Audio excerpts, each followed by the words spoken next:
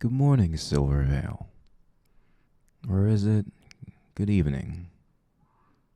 Either way, greetings. My name is Nara Shiva, and I am arguably human. Arguably? Yes, arguably. We went over that in episode 1, so let's try something new. What is the best way to win the game of civilization? Now, for those of you who are not initiated, Civilization, the game by Sid Meier, Civilization, I think is published by 2K, right? Civilization is a game in which you take on the role of one of history's great leaders. Cleopatra, Alexander the Great. Like anyone you can really think of throughout history that was a leader of a country during a prominent time.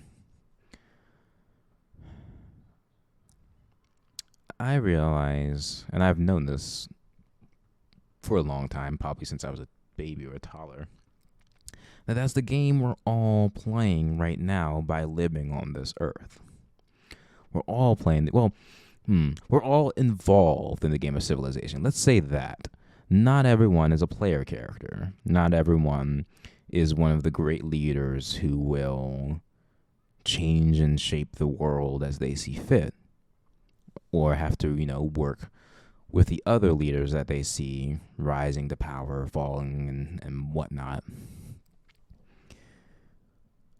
At least that's how I've always seen the world. Now that's a problematic view for some. You see yourself as a leader of the world, do you? Well, then where's your army? Where's your land?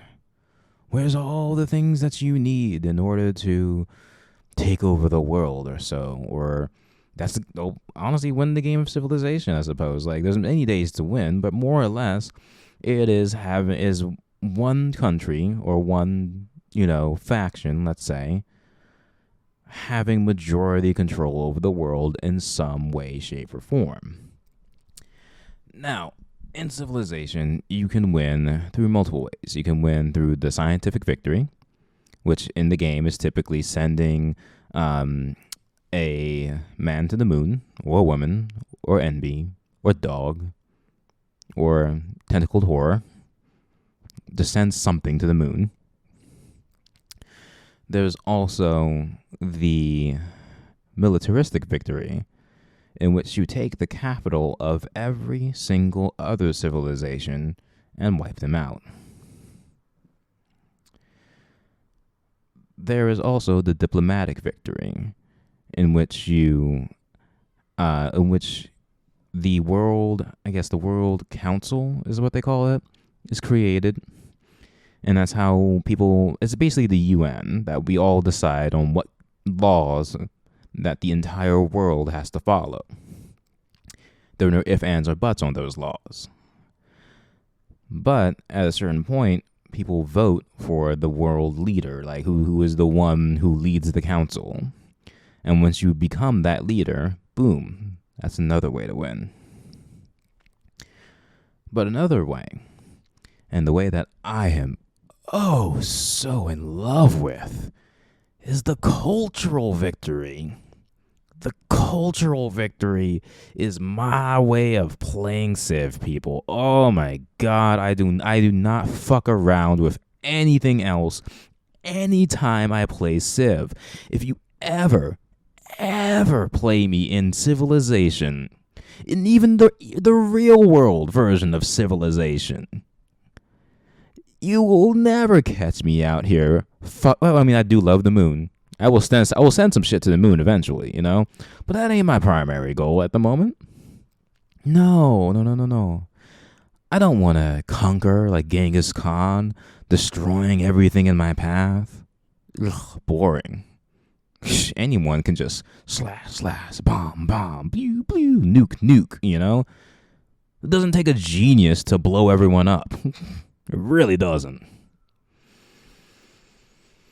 And there's also like I've had to default sometimes to the diplomatic victory because sometimes I can't catch the way the cultural victory works all the time. That's my secondary. My secondary is the diplomatic victory, if the cultural victory does not work out.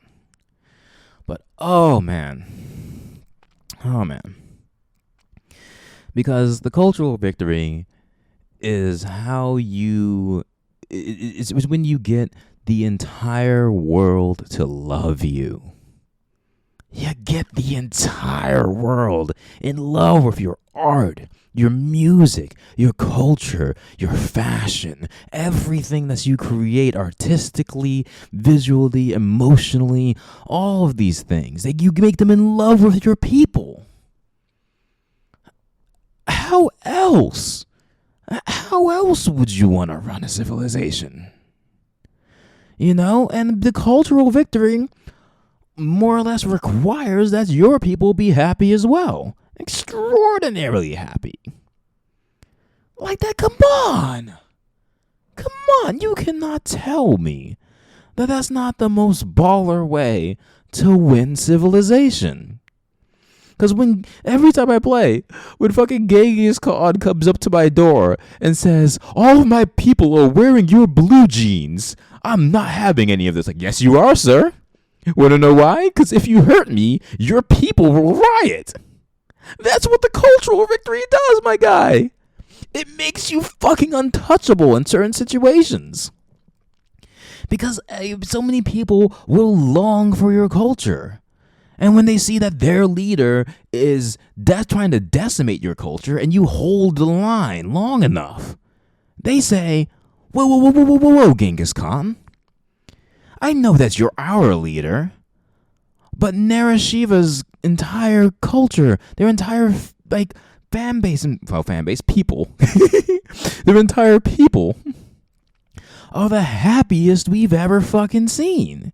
It's kind of an East-West Berlin thing, which, I mean, yeah, I'm not going to get into that. Holy shit. But that's the point. It's saying, like, dude, I can make your people happier than you can. And your people can see that 100%.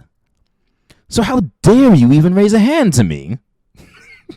Why would you even try? And what's the beauty of the cultural victory is that when you're exporting that much culture passively, I've had city-states randomly turn to allies because they're like, oh, dude, that culture was absolutely sick. I just stumble into so many things that the city-states want that you often have an entire bubble of city-state NPC armies that will fight for you if any other person steps to you. Like, at the very least, even if the cultural victory is not your end game, if you're playing Civ and you're sleeping on the fact that culture is a thing in the game, you're playing the dumbass route. You totally are. Because the rest of you, at least that I've seen, y'all are out here whipping your people in the fields to go make your space station, you know? You're out here putting people to the like putting people at gunpoint saying, go fight. Go take that capital, you know? How is that good for morale? Meanwhile, I'm sitting here painting the Sistine Chapel. I'm sitting here making the Mona Lisa. I'm sitting here just making all the first movies. You know, I made Toy Story. You know, you make all of these beautiful things and show people the beauty of the entire planet. And then you look them back and say, I will give you more if you protect me. And then they do. And then your people riot because they don't have the culture that we have. It's a great way to manipulate the entire globe. So that's how I would really rule the world. I would rule it through love and culture. I would make it so that you love me so much you can't live without me. So that it's the only way that makes sense to me. Sure, we can do scientific research. You know, do all this cool shit, and that's for me a means to an end. Of course, you can't have movies without lenses, without film, without all these other things. Culture requires science. Culture requires so many other things. But let's be real, man. If there's a way I'm gonna rule this bitch, it is through the goddamn cultural victory. But again, this is Narashiva, arguably human, and I love you. Bye.